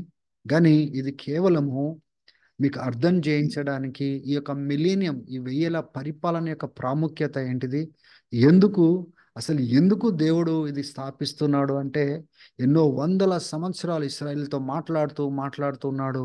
దేవుని బిడ్డలారా, ఏ రాజునైతే వాళ్ళు తృణీకరించినారో అదే రాజుగా ఆయన రాబోతున్నాడు. ఆయన రాజ్యాన్ని స్థాపించబోతున్నాడు. ఆయన రాజ్యం అందుకోసమే సమీపంగా ఉంది, మారు మనసు పొందండి అని కొత్త నిబంధనలు ఎందుకు ప్రారంభమైంది అనుకుంటున్నారు? ఆయన రాజ్యము స్థాపించబోతున్నాడని బాప్తిజం ఇచ్చి యోహాను ఎందుకు పలికినాడు అనుకుంటున్నాడు చెప్పండి? ఆ రాజ్యానికి సంబంధించిన ఉపమానాలు ఎందుకు చెప్పబడ్డాయి అనుకుంటున్నారు మీరు? దేవుని బిడ్డలారా, ఈ 1000 పరిపాలనలో ఆయన స్థాపించే రాజ్యము ఆ యొక్క ఆ ఆ యొక్క రాజ్యం గురించిన ప్రవచనాలు మనం చాలా స్పష్టంగా చూస్తున్నాము. కింగ్డమ్, మిలీనియం కింగ్డమ్ వేరు, ఇటర్నల్ కింగ్డమ్ వేరు. దేవుని బిడ్డలారా, ఈ భూమి పైన ఆయన ఏదైతే స్థాపించబోతున్నాడో అవి చాలా స్పష్టంగా లేఖనాలు చెప్పిన తర్వాతనే దేవుని బిడ్డలారా ఆ యొక్క మహాసింహాసనము, ఆ యొక్క ప్రకటన గ్రంథము 20వ అధ్యాయంలో రాయబడినట్లుగా తీర్పు దినము జరుగుతుంది. ఆ తీర్పులో మనం నిలబడం, ఎందుకంటే మొదటి పునరుద్ధానంలో పాలు పొందిన వారు ధన్యులు, వాళ్ళు రెండో మరణం వాళ్ళని తాకదు అని చెప్పినాడు. దేవుని బిడ్డలారా, ఆ మొదటి పునరుద్ధానం తర్వాత మానవునికి రక్షణ పొందడానికి ఏమాత్రం అవకాశము ఉండదు. గనుక ఒకటేసారి యేసుప్రభు వస్తాడు, ఒకటే అవకాశం ఉంటుంది, ఒకే పునరుద్ధానం ఉంది, రెండో అవకాశం లేదు. కనుక ఎంతో జాగ్రత్తగా మనం సిద్ధపడవలసిన అవసరం మనకి ఉంది. చివర్లో కంక్లూజన్ మనం చూసుకొని మనం ముగించుకుందాం. ఈ ప్రామిసెస్ అన్ని కూడా ఇజ్రాయెల్కి సంబంధించిందే. వాళ్ళు మెస్సయా కోసం ఎదురు చూస్తూ ఉన్నారు. సెంచరీస్ కాదు, యూనో ఎన్నో వాళ్ళు సంవత్సరాల నుంచి, వాళ్ళు వందల సంవత్సరాల నుంచి ఆ మెస్సయా వస్తాడు, ఆ రాజ్యం స్థాపిస్తాడు, ఈ భూమిపైన న్యాయం ఉంటుంది, దేశాలన్నీ వంగిపోతాయి, ఇస్రాయల్కి అప్పగిస్తాడు అనేది చాలా ఆశతో ఎదురు చూస్తూ ఉన్నారు. ఆ వాగ్దానాలు నీకు నాకు సంబంధించినవి కావవి, కానీ మనం కూడా దాంట్లో పాలు పొందబోతున్నాము. ఇవి మనకు కానప్పటికీ సంఘము మొదటి పునరుద్ధానంలో పాలు పొంది మహిమ శరీరాలతో క్రీస్తుతో కూడా పరిపాలిస్తారని లేఖనాలు చెప్తా ఉన్నాయి. కనుక రెండో రాకడలో ఆయన ఏ 1000 పరిపాలన చేయబోతున్నాడో మనం కూడా పరిపాలించబోతున్నాము. So God gave promises to church, but they are secondary. దేవుడు కూడా వాగ్దానాలు ఇచ్చినాడు సంఘానికి, కానీ ప్రాథమికంగా ఇది 1000లకు సంబంధించింది. అది ఆ ఇస్రాయల్కి సంబంధించింది. దాంట్లో మనం పాలు పొందుతామని వాగ్దానం ఇచ్చినాడు, కానీ అది ఇస్రాయల్కి సంబంధించిన వాగ్దానము. బహుశా ఇప్పటి వరకు నేను చెప్పిన మాటలు మీకు అర్థమైనాయని నేను అనుకుంటా ఉన్నాను. ఎంతమందికి అర్థమైందో నాకు తెలియదు, కానీ ఒక్కసారి మీకు రీక్యాప్ చేస్తాను, అర్థం చేసుకోండి. ఆ ప్రకటన గ్రంథం అంతా మనం చదువుతా ఉన్నాం కదా. ప్రభు రాకడకు ముందు ఏం జరగబోతున్నాయో ఆల్రెడీ ప్రీవియస్ సెషన్స్లలో మీకు చెప్పాను నేను. సో ఆయన రాకడక ముందు ఏ రీతిగా ఈ యొక్క గ్రేట్ ట్రిబులేషన్ రాబోతా ఉంది, యాంటీక్రైస్ట్ రాబోతా ఉన్నాడు, ఫాల్స్ ప్రాఫిట్స్ రాబోతా ఉన్నారు. ఆ నేషన్స్ అన్నీ యెరూషలేంకి వ్యతిరేకంగా లెగవబోతా ఉన్నాయి. ఆ యెరూషలేంలో ఉన్న ఆలయం ఎలా కట్టబడబోతోంది, ఆ ఆలయంలో యాంటీక్రైస్ట్ ఎలా నేనే దేవుడని ప్రకటించుకోబోతున్నాడు, ఆ మహాశ్రమలు భూమిపైకి ఎలా గ్రేట్ ట్రిబులేషన్ తేబోతా ఉన్నాడు, ఆ 42 months ఎటువంటి దినాలు ఉండబోతున్నాయి, తర్వాత క్రీస్తు యొక్క రాకడ ఎలా ఉండబోతుంది, వచ్చినప్పుడు ఎటువంటి తెగుళ్ళు వస్తాయి, ఏ రీతిగా ఆయన యాంటీక్రైస్ట్ని శిక్షిస్తాడు, ఫాల్స్ ప్రాఫిట్ని శిక్షిస్తాడు, ఆ దేశాలను శిక్షిస్తాడు, ఎటువంటి పనిష్మెంట్ ఇవ్వబోతున్నాడు, తర్వాత 1000 ఎలా స్థాపించబడబోతున్నాడో అక్కడికి వచ్చినాము.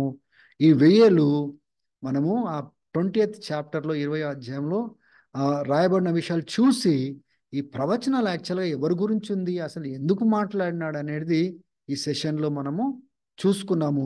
It is primarily oriented towards Israel. ఇజ్రాయెల్కి వాగ్దానం చేసినాడు, అది నెరవేరుస్తాడు. ఆయన రాజుగా వచ్చి కూర్చుంటాడు. దేవుని బిడ్డలారా, మనం కూడా ఆయనతో పాటు పరిపాలించబోతున్నాము. దాని తర్వాతనే నిత్యత్వం మనం చూడబోతున్నాము. దేవునికి స్తోత్రం. మన దేవుడు గొప్పవాడు. ఏ దేశాలైతే మనకు వ్యతిరేకంగా లేస్తున్నాయో, ఏ రాష్ట్రాలైతే మనకు వ్యతిరేకంగా లేస్తున్నాయో, ఒక రోజు వాళ్ళందరినీ వంచబోతున్నాడు, శిక్షించబోతున్నాడు, వాళ్ళందరినీ మన పరిపాలనలో తేబోతున్నాడు. ఆ శ్రేష్టమైన విషయాలు సంఘము ఎటువంటి ఆశీర్వాదము ఈ 1000లలో చూడబోతుందో, ఎందుకు దేవుడు రివార్డ్స్ గురించి మాట్లాడుతూ 1000లకు ఎందుకు కనెక్ట్ చేసినాడు, ఆయన రాకడలో నేను మీకు ప్రతిఫలం ఇస్తానని చెప్పినాడే, ఆ ప్రతిఫలము 1000లలో ఎలా ఇవ్వబోతున్నాడు, సంఘం యొక్క స్థానం ఎలా ఉండబోతుంది, సంఘానికి సంబంధించిన పరిపాలనకు సంబంధించిన స్క్రిప్చర్స్ ఏమున్నాయో వచ్చే సెషన్లో చూద్దాము. I think that will be the last part of millennium. దాని తర్వాత ఈ ప్రకటన గ్రంథము 20వ అధ్యాయం నుంచి దాటి మనము ముందుకు వెళ్ళగలుగుతాము. బహుశా ఇప్పటికే మీకు ఒక క్లియర్ పిక్చర్ వచ్చి ఉండొచ్చు. ఈ మిలేనియం అంటే ఏంటిది, అది ఎవరికి వాగ్దానం చేయబడింది, ఎక్కడ జరగబోతుంది, ఏం జరగబోతుంది, ఎలా దేవుడు పరిపాలించబోతున్నాడు. దేవుని బిడ్డలారా, వీటన్నిటిని మంచి హృదయాలు భద్రపరచుకోండి. వాక్యాలు మంచిగా స్పష్టంగా ధ్యానం చేస్తూ మీ విశ్వాసంలో కట్టబడండి. వేరే వాళ్ళని కూడా సిద్ధపరచండి. సమయం ఎక్కువ లేదు. ఇవన్నీ ఈ చివరి దినాలలో దేవుడు సంఘానికి, నాయకులకు స్పష్టపరుస్తూ ఉన్నాడు. God is revealing these truths back to the churches, to the leaders. God is preparing a community. దేవుడు సిద్ధపరుస్తూ ఉన్నాడు. ఈ కృప ముందు జనరేషన్స్లో లేదు. ఇప్పుడు చివరి దినాలలో ఏవైతే మరుగు చేయబడినాయో, ఏవైతే ఆయన చేయబోతున్నాడో, ఏవైతే స్పష్టపరిచినాడో, ప్రవక్తలకు చెప్పినాడో, ప్రవచనాలు ఉన్నాయో, వాటిని అన్నిటినీ తేటపరుస్తూ ఆయన ముందుకు సాగుతూ ఉన్నాడు. దేవుడు మీ అందరినీ సిద్ధపరచును గాక, మీ కుటుంబాలు సిద్ధపరచును గాక. మీరు ఆశతో ఉంటే లోతైన విషయాలు మీకు నేర్పిస్తాడు. ఆశ లేకుండా కేవలం వినడానికి ప్రయత్నం చేస్తే ఇవేవి కూడా మీకు అర్థం కాదు. ఆత్మీయమైన విషయాలు ఆత్మ మనకు స్పష్టపరుస్తేనే తప్ప మనకు అర్థం కావని లేఖనాలు చెప్తాను. ఎంతకాలం నుంచి మీరు దేవుని వాక్యం వింటున్నారో మీకే తెలుసు. దాంట్లో ఎన్ని మీకు అర్థమవుతున్నాయి, ఎన్ని అర్థం కావట్లేదు అంటే దాని అర్థం ఏంటిదంటే, ఆశ లేకుండా దేవుని యొక్క సన్నిధిలో వాక్యం వినడానికి కూర్చుంటే ఆత్మ చెప్పుచున్న మాటలు చెవి కలిగిన వాళ్ళు మాత్రమే వింటారు, అందరు వినలేరు అన్న సంగతిని మీరు అర్థం చేసుకోవాలా. నిర్లక్ష్యతతో ఏదో మాకు తెలుసులే అని చెప్తున్నాడు, విందాంలే అని మీరు కూర్చోండి, మీకు ఏం అర్థం కాదు. మీ కన్న ముందు కనబడుతుంటాయి కానీ అది కనబడినట్టే ఉంటాయి, మీకు వినబడుతుంటాయి కానీ అది వినబడినట్టే ఉంటాయి. మీ ముందు ఇట్లా ఆ, అన్ని స్పష్టంగా ఉంటాయి కానీ మీ గ్రహింపులోనికి రారు. ఎందుకంటే పరిశుద్ధాత్ముడు మనకు సహాయం చేయాలా అర్థం చేయించడానికి. So may God bless you. ఇప్పుడు మీకు అర్థమైంది. ఆ శిష్యులు యేసు ప్రభు ఈ 12 మంది శిష్యులు చుట్టూ కూర్చున్నప్పుడు భోజనం చేస్తున్నప్పుడు అపోస్తుల కార్యంలో ఇప్పుడైనా నువ్వు మళ్ళా అంతా ఇజ్రాయెల్ చేతికి అప్పచెప్తావా అంటే ఆయన తృణీకరించలేదు. ఎందుకంటే ఇవన్నీ ప్రవచనాలు అబద్ధం అని చెప్పట్లేదు. నిజమే, వాగ్దానం చేయబడ్డాయి కానీ అది రెండో రాకడలో ఆయన నెరవేర్చబడబోతున్నాడు, రాజ్యాన్ని స్థాపించబడబోతున్నాడు. అందుకోసమే ఆయన వచ్చి ఈ లోకంలో ప్రాణం పెట్టినాడు, చనిపోయినాడు. ఆ రాజ్యంలో ప్రవేశించే ఆ యొక్క గొప్ప సందేశాన్ని, సువార్తను ప్రతి ఒక్కరికి ఆయన ప్రకటించడం జరిగింది. శిష్యులను లేపినాడు, సంఘానికి చెప్పినాడు, సర్వలోకానికి వెళ్ళి మీరు ప్రకటించండి, అందరినీ రాజ్యంలోనికి రండి అని పిలువండి అని చెప్పేసి మనకు ఆ బాధ్యతనిచ్చినాడు. గనుక ఎవరు కూడా నిర్లక్ష్యం ఉండకండి. దేవుని రాజ్యంలోనికి, ఆ పరిపాలనలోనికి, ఆ నిత్య జీవంలోనికి మనమందరం అడుగు పెట్టినట్లుగా, మనతో పాటు అనేకులు అడుగు పెట్టినట్లుగా ప్రయాసపడదాము, సమయాన్ని వాడదాము. దేవుడు మీ అందరినీ బహుగా దీవించునుగాక. ఆమెన్. Praise the lord.